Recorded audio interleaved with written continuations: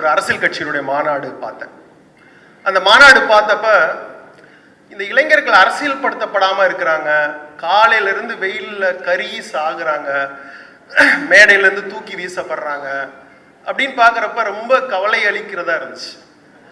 ஏதோ ஒரு விதத்தில் அந்த இளைஞர்களை நம்ம ஏதோ ஒரு விதத்தில் தவறிட்டோம், அவங்கள அரசியல்படுத்த தவறிட்டோம், அவங்களுடைய குரலை பேச தவறிட்டோம் அப்படின்னு எனக்கு அங்கே திரண்டிருந்த அந்த மக்களை, அந்த இளைஞர்களை பார்த்தப்ப எனக்கு தோணுச்சு.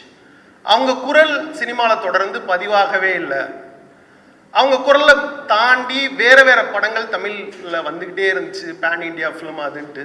இப்போ இளைஞர்களுடைய குரல், இளைஞர்களுடைய மொழி, இளைஞர்களுடைய உலகம் இந்த மொத்தமாகவே பதிவாகாமல் இருந்துக்கிட்டே இருக்கிறதுனால தான் அந்த குரல் இன்னும் வேற ஒரு திசை பக்கம் சென்று கொண்டே இருக்கிறது அப்படின்னு எனக்கு அந்த கூட்டத்தை பார்த்தோன்னே தோணுச்சு.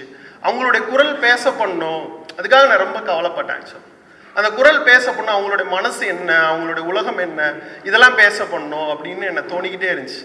ஈவன் கர்நாடகா ப்ளஸ் மலையாளம் ஃபிலிம்ஸில் கூட வந்து நிறைய யங்ஸ்டர்ஸ் வந்து அவங்களுடைய லாங்குவேஜ், அவங்களுடைய உலகம், அவங்களுடைய மொழி, அவங்களுடைய காதல், அவங்க எப்படி பேசிக்கிறாங்க இப்படின்னு அந்த உலகம் தொடர்ந்து பேசப்பட்டுக்கிட்டே இருந்துச்சு.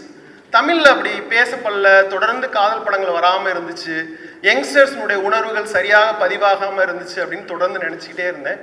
இப்போ தொடர்ந்து அப்படி பார்க்குறப்ப எனக்கு பருதி